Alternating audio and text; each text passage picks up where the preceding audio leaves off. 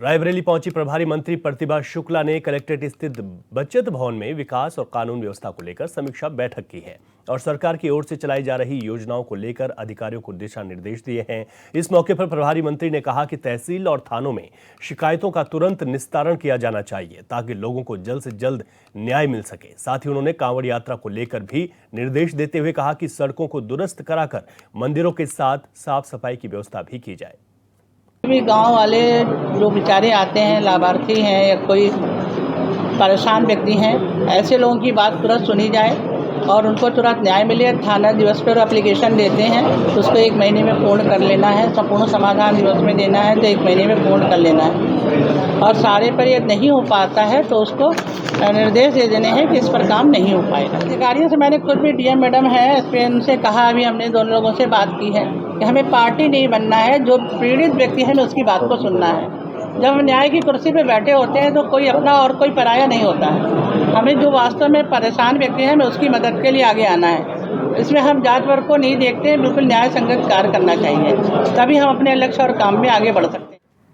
सीतापुर के खैराबाद ब्लॉक में कोरम पूरा न होने की वजह से बोर्ड बैठक स्थगित कर दी गई। बैठक में 15 प्रधान पहुंचे थे तो वहीं 34 बीडीसी सदस्य पहुंचे थे। ऐसे में कोरम पूरा न होने की वजह से सांसद ने बैठक को रोक दिया। कांग्रेस सांसद राकेश राठौड़ ने कहा कि अगली बैठक पूरी पारदर्शिता के साथ की जाएगी।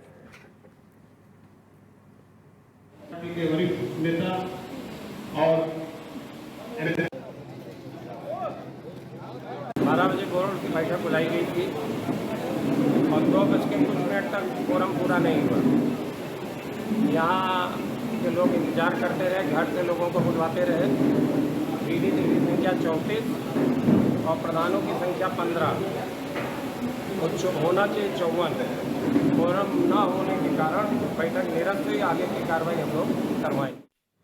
केंद्र और प्रदेश सरकार के स्वच्छ भारत अभियान को मेरठ का नगर निगम लगातार पलीता लगा रहा है। मामला मेरठ के दक्षिण विधानसभा क्षेत्र के लिसाड़ी गांव का है, जहां के विधायक सोमेंद्र तोमर हैं और मौजूदा समय में वे प्रदेश सरकार में ऊर्जा राज्य मंत्री के पद पर भी आसीन हैं। लेकिन गांव की स्थिति बद से बदहाल है।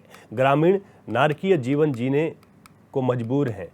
गांव में 1 साल से नालों का गंदा पानी सड़कों और घरों में भरा पड़ा है, जिससे लोग बीमार हो गए। समस्या को लेकर ग्रामीण अब तक नगर आयुक्त, डीएम, पूर्व सांसद और विधायक सोमेंद्र तोमर से साफ सफाई कराने की गुहार लगा चुके हैं, लेकिन साफ सफाई तो दूर, पानी निकासी का भी इंतजाम गांव में नहीं हुआ। इसी गंदे पानी से प्राथमिक स्कूल के छात्र छात्राएं होकर गुजरने को मजबूर हैं।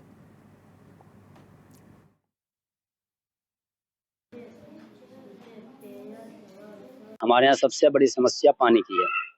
पानी की हालत हो रही है। करीबन 6 साल से हम इस पानी के लिए जूझ रहे हैं और आप देख रहे होंगे हम यहाँ किस तरह बच्चे निकलते हैं।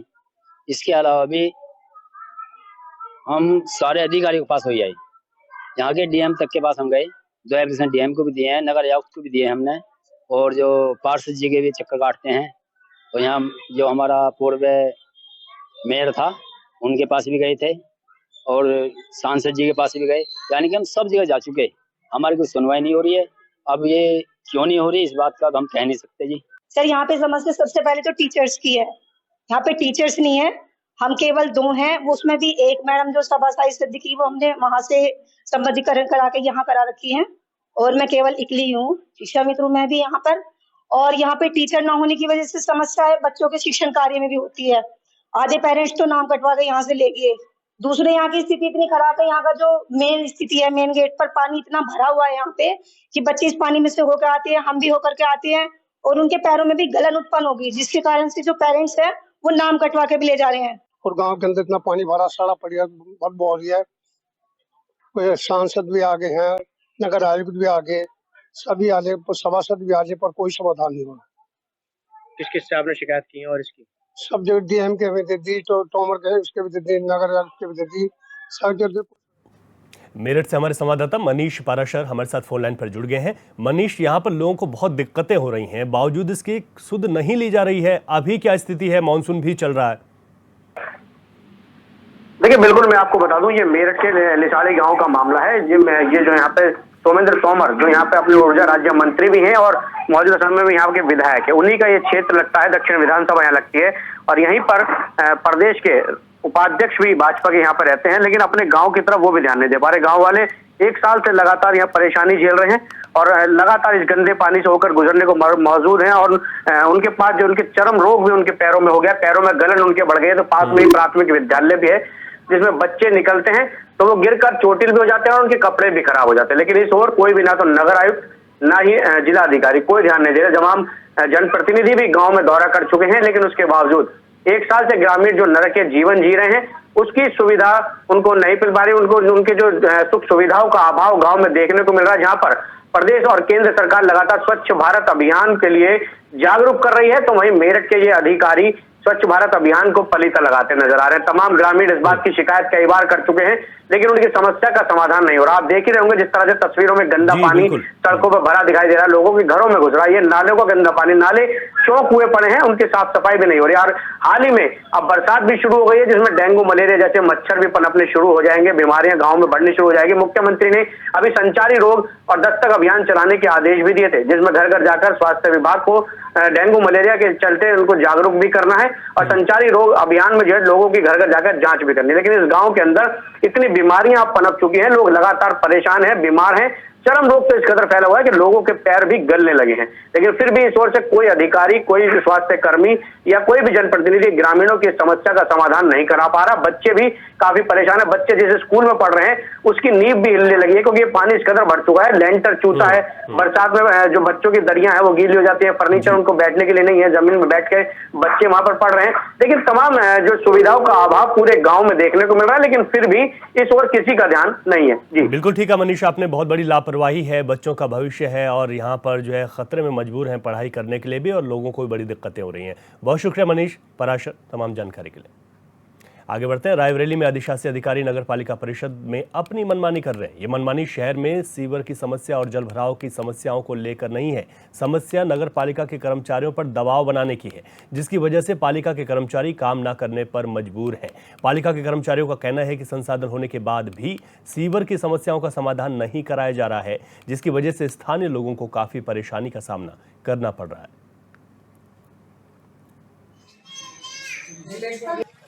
कि सभी संसाधनों के सहित जो है आदमी उसमें उतारा जा सकता है, पूरी किट के सहित जो है लेकर के उसमें सफाई कर्मचारी उतरे और सफाई करें। लेकिन उस पर भी ये हमारे यहाँ के अधिशासी अधिकारी महोदय अमल नहीं कर रहे हैं, इसलिए पूरे शहर का सीवर ओवरफ्लो कर रहा है और गलियों में पानी भरा हुआ है, गंदे पानी से लोग निकल करके जा रहे हैं।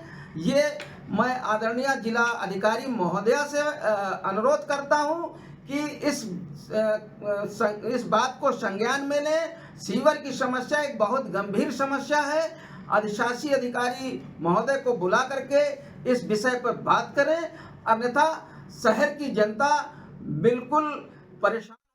अधिक जानकारी लेते हैं। हमारे रायबरेली संवाददाता असद खान हमारे साथ फोन लाइन पर जुड़ गए हैं। असद, यहाँ पर संसाधन होने के बावजूद भी सीवर का काम नहीं किया जा रहा है, ये किस तरीके के आरोप लग रहे हैं और वहाँ पर दिक्कतें कितनी ज्यादा बढ़ जाती हैं? बिल्कुल, देखिए लगातार बरसात के समय में सीवर और जल निकासी की समस्या उत्पन्न होती है, जिसको लेकर नगर पालिका अध्यक्ष जो इस समय शत्रुघ्न सोमकर हैं और लगभग 8 से 10 महीने का समय बीत चुका है, और उसके बाद नगर पालिका के अध्यक्ष और जो ईओ हैं अधिशासी अभियंता संरक्षक, उनके बीच में अनबन के कारण ये जो कार्य है वो ठप पड़ा हुआ है और इसका दंश कहीं ना कहीं जो मोहल्ले वासी हैं उनको झेलना पड़ा है। एक जगह की समस्या नहीं है, कई मोहल्ले में ऐसी समस्या है जिसको लेकर लगातार नगर पालिका अध्यक्ष के पास फोन आते हैं, लेकिन आदेश करने के बाद भी अधिशासी अभियंता उस पर रोक लगा देते हैं, काम नहीं होने देते। तो कहीं ना कहीं नगर पालिका अध्यक्ष की छवि धूमिल हो रही है। जो लगातार जनता के फोन उठा रहे हैं, बात कर रहे हैं, उस पर भी अधिशासी अभियंता उनके काम में रुकावट पैदा कर रहे हैं। तो कहीं ना कहीं दोनों लोगों के बीच में जो असमंजस है वो सही नहीं स्थापित हो पा रहा है, जिसके कारण जनता जो है उसका दंश झेल रही। फिलहाल नगर पालिका अध्यक्ष जो शत्रुघ्न मौर्य है, उन्होंने साफ तौर पर कहा है कि जिला अधिकारी को इस पर ध्यान देना चाहिए और जो जनता की समस्याएं हैं उसका निस्तारण के लिए ईओ नगर पालिका को बुलाकर उनसे बात करनी चाहिए कि आखिर अगर संसाधन उपलब्ध हैं तो कार्य करने में दिक्कत क्या आ रही है।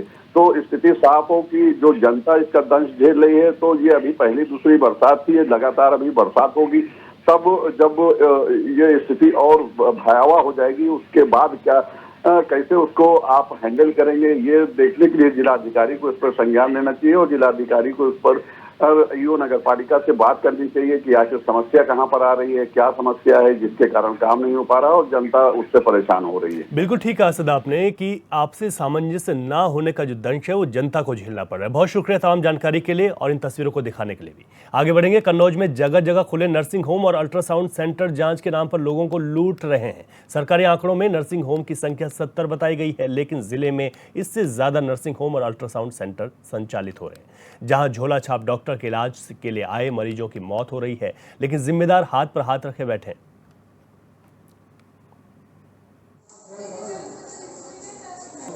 में जो अब तक रजिस्ट्रेशन है करीब 70 हॉस्पिटल और नर्सिंग होम मिलाकर 70 हैं, 70 करीब। समय समय पर उनका निरीक्षण होता रहता है। हमारे जो नोडल हैं डॉक्टर महेंद्र सिंह, वो डिप्टी सीएमओ हैं, इसके नोडल बनाए गए हैं। जब भी कोई शिकायत मिलती है तो वहाँ जाते हैं। अगर मान लो कोई इलीगल है जिसका रजिस्टर हमारा नहीं है तो उसको सील किया जाता है और उसके खिलाफ एफआईआर कर दी जाती है। उसके बाद में जो वहाँ के जो कंसर्निंग थाने में जो दरोगा जी हैं, जो एसओ हैं, वो अपना कार्रवाई करते हैं। जो हॉस्पिटल या नर्सिंग होम पर रजिस्टर्ड है और जो स्टाफ वहाँ का है, जो डॉक्टर है, पैरामेडिकल स्टाफ है, एएनएम है या जो भी है, जो स्टाफ वहाँ पे है, जो हमारी फाइलों में है, जो हमारे पेपर्स में हैं, उनके लगे हुए हैं, उनमें कभी कभी ये दिक्कत आती है। हम लोग ऑन द स्पॉट जाकर देखते हैं तो कुछ वहाँ पे फार्मासिस्ट है या स्टाफ है, पैरामेडिकल स्टाफ है, कोई नहीं मिलता, कोई दूसरा मिलता है, तो हम उनको एक नोटिस देते हैं कि जो आपका स्टाफ है, जो ओरिजिनल स्टाफ है, वही आपका होना चाहिए अगली बार से। मुरादाबाद क्षेत्र में नगर पालिका कार्यालय में स्थित ईवीएम की सुरक्षा में तैनात एक सिपाही ने खुद को गोली मारकर आत्महत्या कर ली, जिसकी सूचना मिलते ही पुलिस और अधिकारी मौके पर पहुंच गए, जहां उन्हें घटना से पहले का वीडियो मिला जिसमें सिपाही ने अपनी आत्महत्या का कारण बताया है। अब पुलिस ने वीडियो का संज्ञान लेते हुए मामला दर्ज कर आगे की कार्रवाई शुरू कर दी है।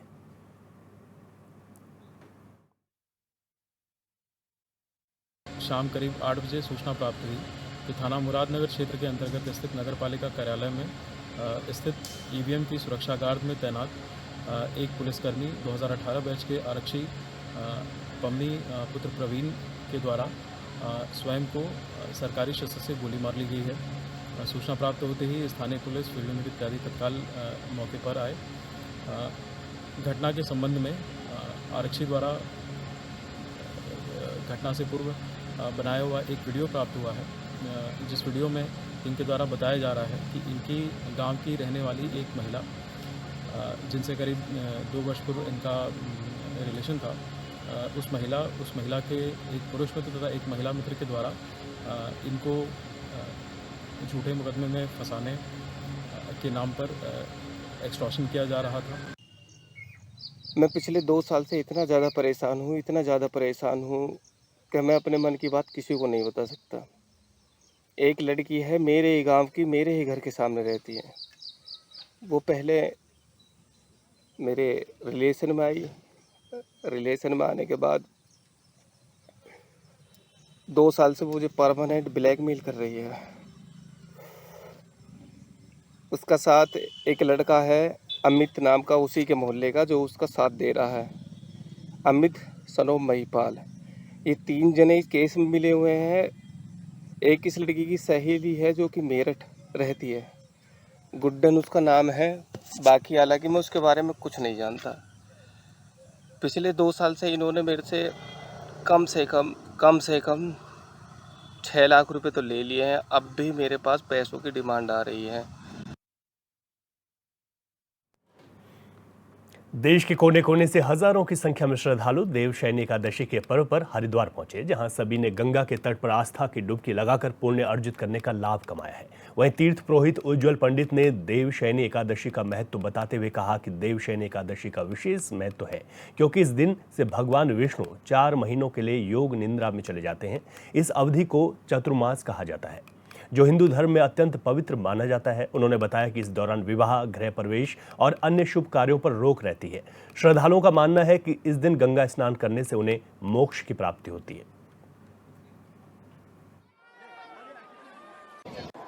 आज के दिन पवित्र गंगा में स्नान करने के लिए दूर दूर से हिंदू धर्मावलंबी यहाँ आते हैं और हर की पौड़ी ब्रह्मकुंड पर गंगा में स्नान करते हैं, दान करते हैं, पुण्य अर्जित करते हैं। आज से जो देव सत्ता है वो भगवान विष्णु से हस्तांतरित होकर, अर्थात भगवान शिव के पास चली जाएगी। 4 मास के लिए देव सो जाएंगे और कार्तिक मास की, जिसको हम देव उठानी एकादशी कहते हैं, तब से जो हमारे विवाह संस्कार इत्यादि जो मांगलिक कार्य हैं वो प्रारंभ होते हैं।